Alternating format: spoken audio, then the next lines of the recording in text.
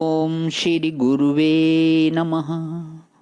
अखंडमंडलाकारं व्याप्तं येन चराचरं तत्पदं दर्शितं येन तस्मै श्री गुरुवे नमः। ओम शांति शांति शांति। प्रणाम भगवान। मांडुक्य कारिका प्रवचन पैतथ्य प्रकरण स्वामी श्री अखंडानंद सरस्वती जी महाराज का दिव्य ग्रंथ, जिसमें भगवान हमारा अद्वैत तत्व दृष्टा कौन भाग 2 और मंत्र नंबर 35 की व्याख्या चल रही है।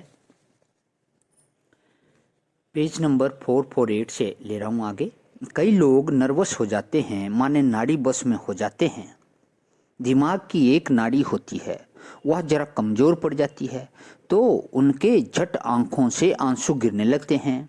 कमजोर चित्त के जो लोग हैं, या तो नाली बस होंगे, माने शराब पीकर नाली में गिरेंगे, या फिर नाड़ी बस होंगे। वाह, बहुत सुंदर। या तो नाली बस या नाड़ी बस। वितराग माने किसी का रंग अपने चैतन्य ज्ञान स्वरूप पर ना पड़े, माने असंगता बनी रहे, आसक्ति नहीं होवे, क्योंकि आसक्ति में से काम निकलता है, लोभ निकलता है। फिर आसक्ति के अनुसार अगर काम न होवे तो क्रोध आ जाता है। आगे भगवान एक मंत्र ले रहे हैं गीता का, दूसरे अध्याय का 62 नंबर मंत्र। ध्यायतो विषयान पुंसः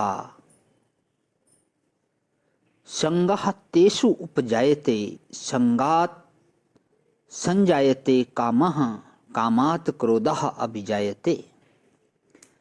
तो जिससे सुख मिलता है उससे राग होता है, और जिससे दुख मिलता है उससे भय होता है।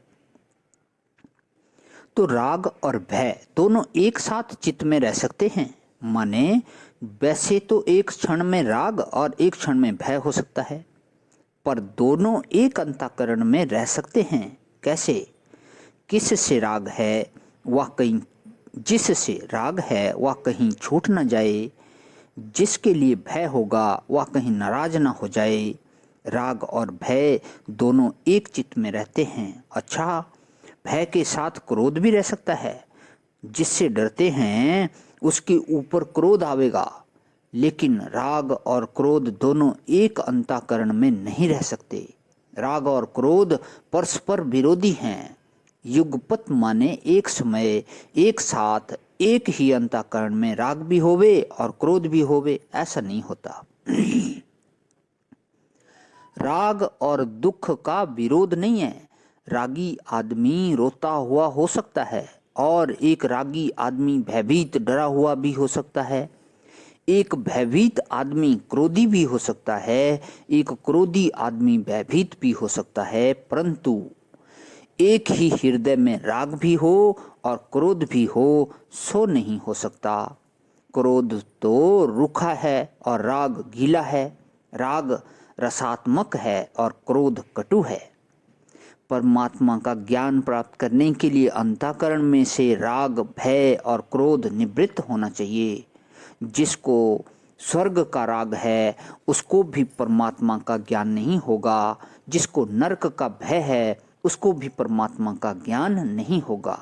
इसलिए सकाम पुण्य से भी बचना पड़ेगा और पाप से भी बचना पड़ेगा, क्योंकि सकाम पुण्य करेगा तो राग होगा, और यदि पाप करेगा तो भय होगा। बहुत गूढ़ रहस्य आ गया है, इसको दोबारा ले रहा हूं भगवान। इसलिए सकाम पुण्य से भी बचना पड़ेगा और पाप से भी बचना पड़ेगा, क्योंकि सकाम पुण्य करेगा तो राग होगा, और यदि पाप करेगा तो भय होगा। और परमात्मा का ज्ञान प्राप्त करने के लिए लौकिक पदार्थों के मोह से भी बचना पड़ेगा, क्योंकि लौकिक पदार्थों का मोह होगा तो जो उस मोह के विपरीत आचरण करेगा उसके ऊपर क्रोध आवेगा। यह क्रोध क्या है? आपने सुना होगा, क्रोध पाप कर मूल। पाप के बाप का नाम है क्रोध, क्योंकि क्रोध में से हिंसा निकलती है। क्रोधी व्यक्ति गाली देने लगेगा, उसके हाथ पांव कांपने लगेंगे, उसका चेहरा विकृत हो जाएगा। आपको याद रहे तो जब कभी आपको क्रोध आवे तो जरा शीशे के सामने जाकर खड़े हो जाना। उस समय देखना कि आपके भौं कैसे चलती है, आंख की लाली उस समय कैसी होती है, मुंह आपका कैसा टेढ़ा हो जाता है। अगर 24 घंटे में घंटा आध घंटा रोज आदमी को क्रोध आया करे तो फिर ब्यूटी हाउस में गए बिना उसका चेहरा ठीक नहीं हो सकता, चेहरा बिल्कुल टेढ़ा हो जाएगा। हमने अपने मित्रों को करके बताया है। अच्छा, 5 मिनट बाद आकर देखना कि हमारा चेहरा कैसा होता है। बनावटी गुस्से से भी हमारा चेहरा बदल जाता है। क्रोध का रक्त चाम आंख होंठ पर प्रभाव पड़ता है। दिल की धड़कन गुस्से में बढ़ जाती है, हाथ पांव कांपने लगते हैं, अनाप शनाप बकने लगते हैं। यह क्रोध कोई मामूली रोग नहीं है। प्रणाम भवन, आज यहीं विराम। ओम शांति शांति शांति।